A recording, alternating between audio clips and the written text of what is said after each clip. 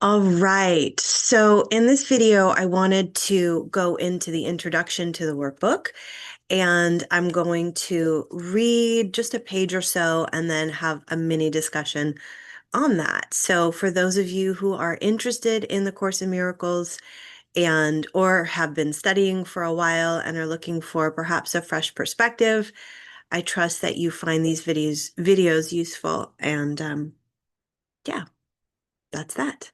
So this is the book. A Course in Miracles. And what we're focusing on in this playlist of videos is the workbook. The workbook is 365 lessons. The idea is that every day there's a lesson, there's a theme, there's a mantra for the day. And whatever is happening throughout the day that is triggering or sets you off course or off your center point, you can remember the lesson and over 20 years, it has been so applicable and so interesting how the course material can infuse itself into our lives and help us and support us to see things from a more loving perspective. So, I'm just going to read through this introduction. It says that a theoretical foundation, such as the text provides, is necessary as a framework to make the exercises in this workbook meaningful. Yet it is in doing the exercises that will make the goal of the course possible. An untrained mind can accomplish nothing. It is the purpose of this workbook to train your mind to think along the lines the text sets forth. So this material is broken down into a preface, a text, which is kind of the intellectual framework that it's talking about right now, the workbook, which is the applicable lessons that allow us to integrate the theoretical framework, the manual for teachers, which I love so much, and we have a little project on that called the Trust Project, which moves through the 10 qualities or characteristics of God's teachers. That is also material that I'll start uploading here into YouTube soon. Clarification of terms and supplements. So the material is known to be scribed, and it came to be from through professors that were on the East Coast, and there was a lot of infighting in their department, and one of the professors said there must be a better way, and her colleague said, I'll help you find it. And soon after that, she started to be awoken in the night with dreams, and she started to find herself doing a shorthand script, and that her friend took the shorthand and they started to put it into material, and then it was published by the Foundation for Inner Peace. So it's really beautiful material. It can be controversial in some circles. The language is using Christian terms in a very non-dogmatic way. So the idea of Christ, you can consider that to just be the word for love. Salvation is moving from fear to love, things like that. But if you can embrace the language, um, the gifts are just so abundant. So anyway, just that little side note. That's what it's talking about here in terms of the difference between the text and the workbook. The exercises are very simple. They do not require a great deal of time, and it does not matter, excuse me, where you do them. They need no preparation. The training period is 1 year. The exercises are numbered from 1 to 365. Do not undertake to do more than one set of exercises a day. The workbook is divided into two main sections, the first dealing with the undoing of the way you see now, and the second with the acquisition of true perception. With the exception of the review periods, each day's exercises are planned around one central theme, which is stated first.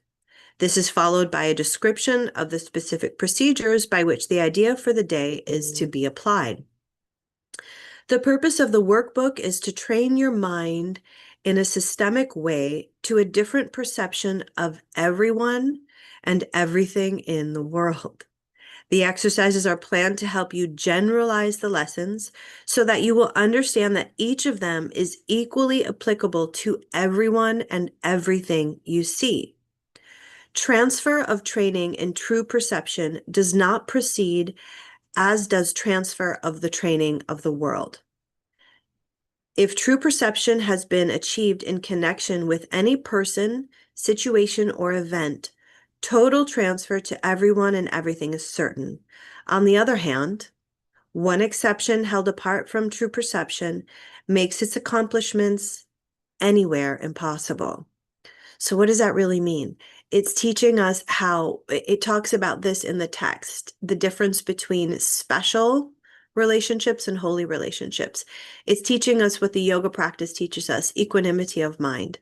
So, we don't have a certain set of operating instructions with these people and a certain set of operating with these people, or this situation.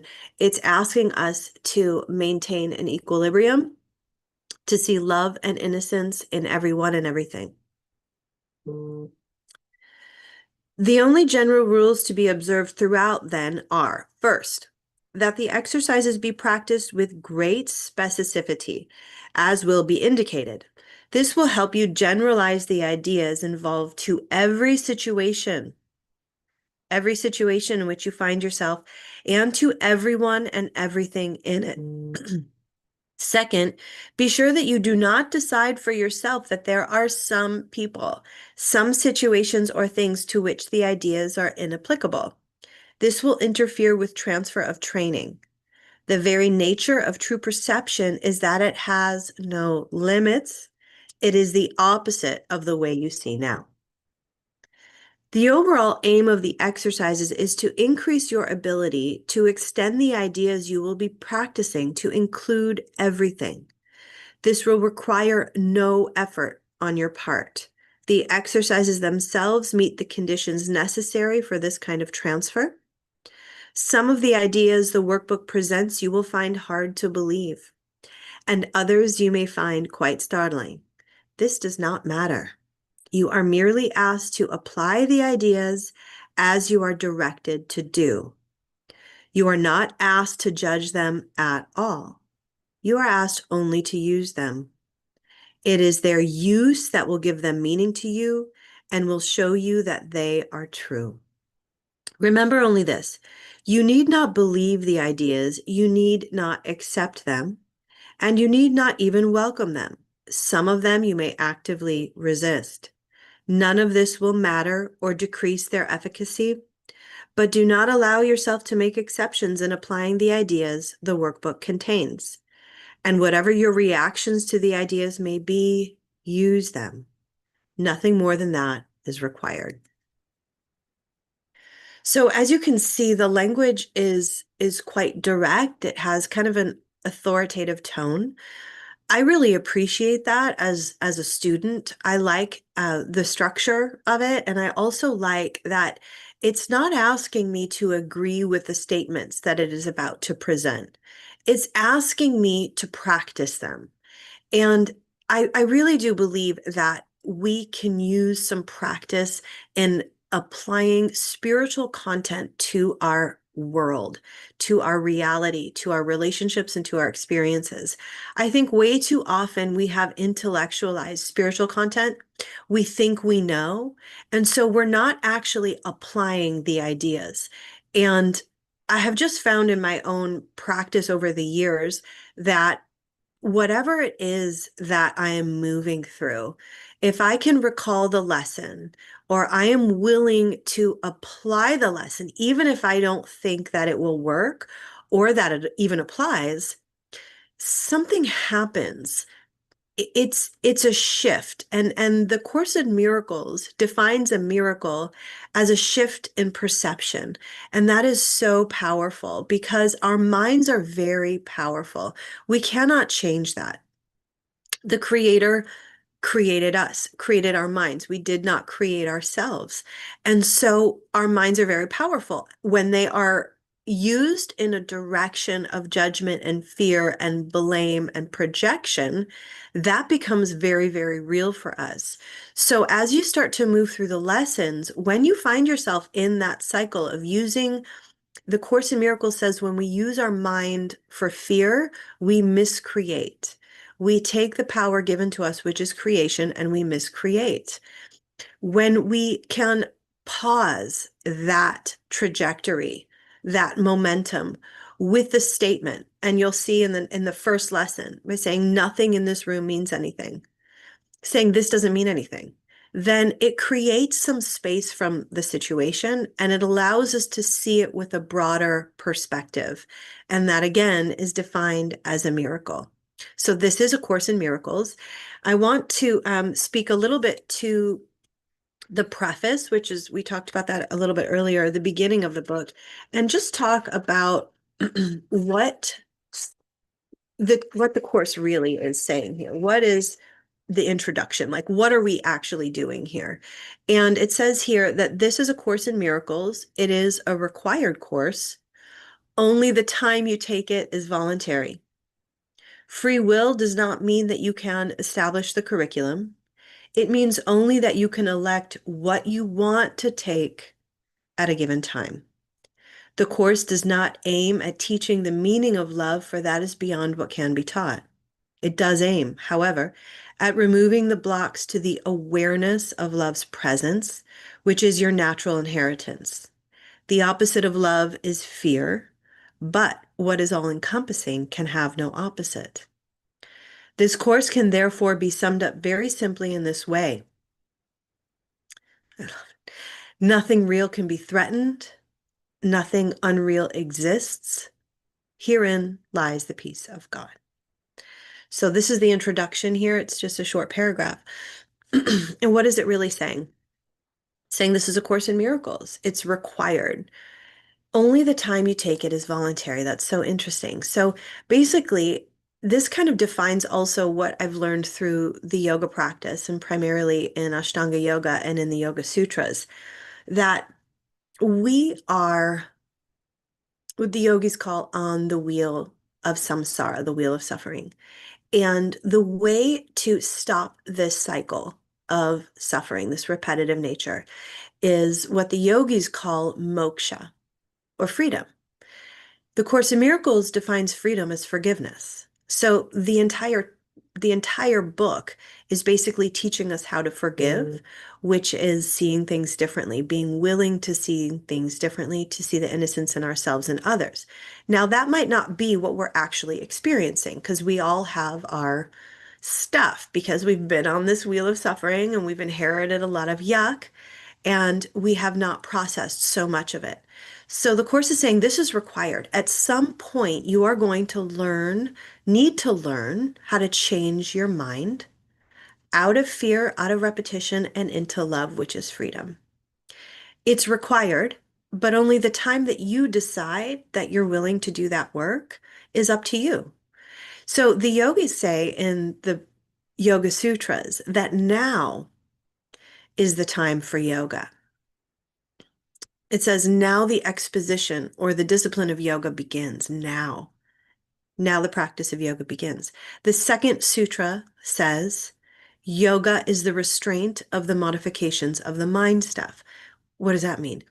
Yoga is stopping the way the mind turns. And the third one then says, so then the seer abides in his own nature. So now is the time to stop the repetitive cycle so that I can see who I really am and abide, be in my natural state, in my natural energy, because I was created and I didn't create myself. I am coded for greatness, just like an avocado seed is going to grow into a tree. It's coded for that. We are also coded for freedom, for happiness, for growth and expansion. However, it's our choice. When we decide to do that is totally up to us because God respects our autonomy, our decision making, knows that we will return. So time is not a linear thing. We have an endless amount of time to decide at any given moment we're willing to change the way our patterning is going. And it's almost like it's going on a repetitive cycle. It's on autopilot. So being willing to change our minds, being willing to realize that we are in judgment, we are in blame, we're in resentment, we're in bitterness in any given moment, and to apply something different.